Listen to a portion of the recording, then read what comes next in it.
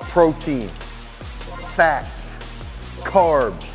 These are the macronutrients that makes up the food that we eat every single day. And a healthy diet can make all the difference for becoming an elite athlete. So I'm gonna show you all the best foods that you can eat to become faster, more athletic, and stronger, and we're gonna start right now.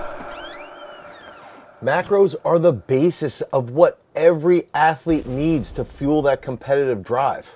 Why do you think they have access to a specific nutritionist or even to a specific nutrition program? Just like the free nutrition program that you can get by clicking on the link down in the description.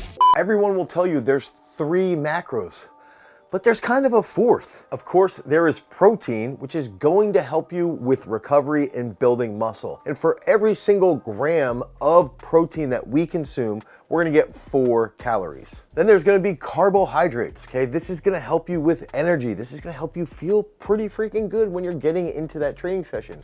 And just like protein, for every gram of carbohydrates that you consume, you're gonna get 4 calories. Next up on the docket is going to be fat, and fat can add quite a bit of flavor. It can also help you feel more satiated. And in this case, I put nut butter on my carbohydrates. Now, we aren't gonna get 4 calories out of every gram of fat that we consume. Instead, we're gonna get 9 calories for every single gram of fat that we consume. But they do play a major role in your overall health, optimizing your hormones, and improving your recovery as well. And the 4th one is alcohol. Yep, freaking alcohol is a macro.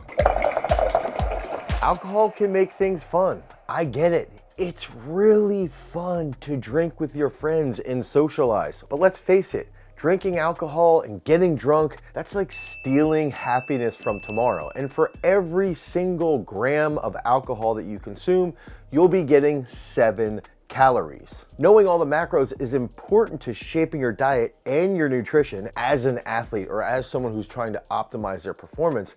We probably should avoid alcohol as much as possible. Now, let's take a look at the global perspective that macros have on our caloric intake. To do that, you need to understand TDEE, or total daily energy expenditure, and caloric consumption. So TDEE is how many calories your body is using throughout the day. Even if we're sleeping, that can factor into TDEE.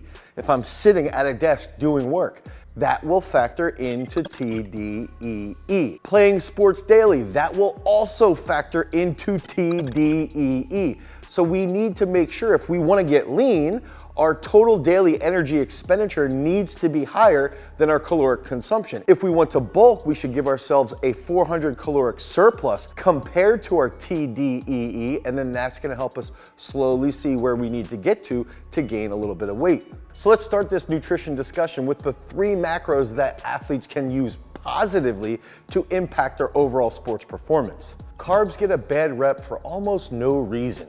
One of those big factors comes back to being low carb versus high carb. But when we look at caloric energy being equal, low carbohydrate diets and high carbohydrate diets perform almost the exact same with weight loss. Now, for sports performance, carbohydrates play a huge role in your overall power output and your overall energy within a training session. And contrary to a lot of those low carbers out there, oatmeal is absolutely fantastic to have early in the morning. Just look at former world record holder in the marathon, Kipchoge. He would have oatmeal almost every single time before his big competitions. What did you eat for breakfast before your race? Oatmeal. Oatmeal. Yes. And besides having a little bit of carbohydrates in the morning, having carbohydrates about an hour to an hour and a half before training is also gonna help fuel that strong training session. You can have a banana, an orange, or an apple when you're an hour to an hour and a half out from that actual training session. And then if you have a session that's gonna last about an hour and a half, think about a long weightlifting session, or maybe you're going for a really, really long run, when you're about 15 minutes in, you can have some type of fast-acting carbs during that session to help get you through the remainder of that training. And in such a case, orange juice can do absolute wonders to help you feel just a little bit better as you're hitting those big back squats. And then finally, as an athlete, I also believe it's really important to have carbohydrates about 2 to 3 hours prior to bedtime. This is gonna help with recovery and also help you fuel for that next day.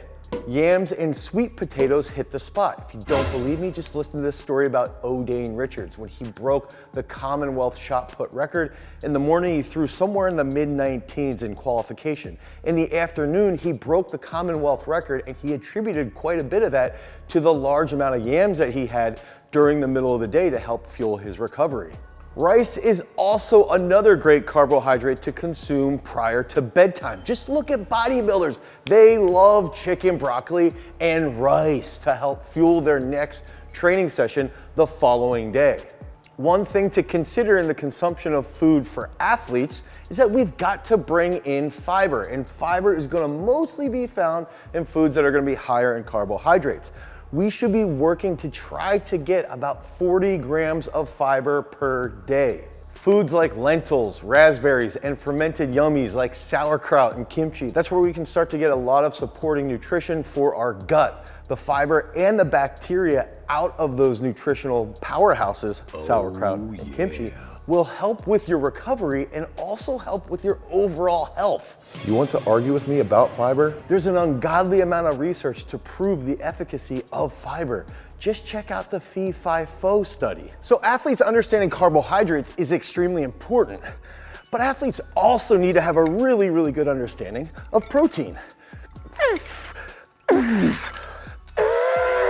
Like I said, protein is tantamount to developing lean muscle mass. And protein consumption can really start at the break of day. Now, what I recommend is something that I learned directly from Charles Poliquin, is that we should try to have carnitine and choline at the beginning of the day. Charles was a big fan of having meat and nuts.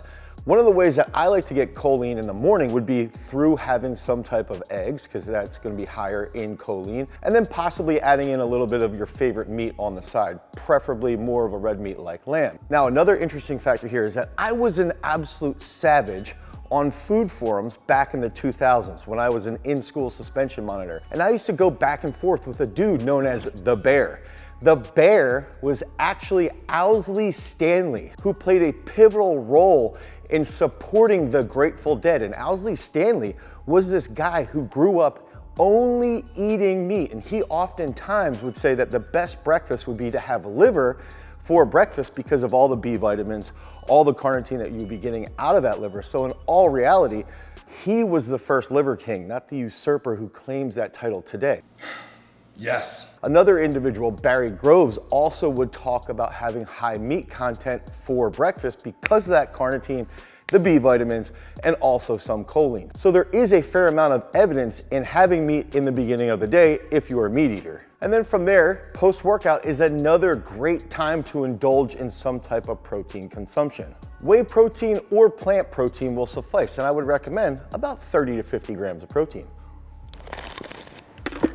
Then comes dinner time. The menu will be vast for meat eaters and non-meat eaters alike. If we look at it as having fish, lamb, chicken, beef, turkey, anything along those lines, and then you can add spices to your preference. For me, I love Indian food, so comment down below with your favorite Indian recipe. So think about it this way: protein for that muscle mass, carbohydrates for the energy that's gonna help fuel you during your workouts, and then that's gonna bring us to fats. Fats are also gonna be an energy source that our body uses to fuel ourselves in certain situations. Anytime you need to flavor food, fats are going to be in order. Now, if you're trying to cut pretty hard, you need to make weight, that would be the first area that you probably should be cutting as far as macronutrients is concerned, is you can cut fat, then your food won't taste as good, and then you likely won't eat as much. But if you're bulking, you could be using things like butter or ghee or nut butters. These are gonna add tons of flavor, and they're also gonna provide a large amount of vitamins.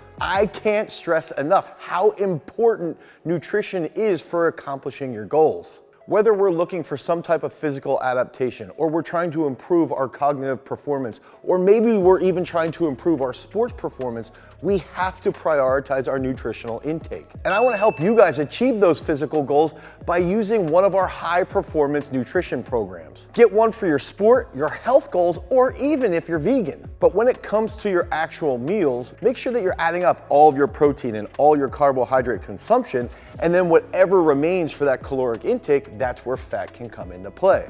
So when you're eating things like meat or eggs or anything along those lines, there's also going to be some fats attached to those macros, and we've got to just be aware of that as we're trying to plan our nutritional intake. Timing with fats, just like with our other macros, begins at breakfast. Full-fat yogurt and eggs are a great way to get your fats in the early morning. And for lunch, you can have olive oil on your salad or even cheese on your deli sandwich. For dinner, athletes can chomp on that fat off the steak or maybe add some butter on those sweet potatoes. That's another great way to add in some fats. Let us not forget those 40 grams of fiber, okay? If we're bringing in 40 grams of fiber, fats can also help us get there by consuming avocados or chia seeds, where we will get a large amount of fiber along with that fat content.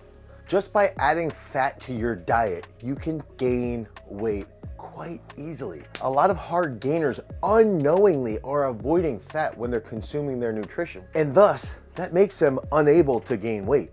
Because remember, freaks, if you want to become a champion, you've got to avoid alcohol, you've got to consume those carbohydrates, you got to make sure your protein intake is high, and you've got to monitor that fat intake. And you've always got to cultivate your power. Peace.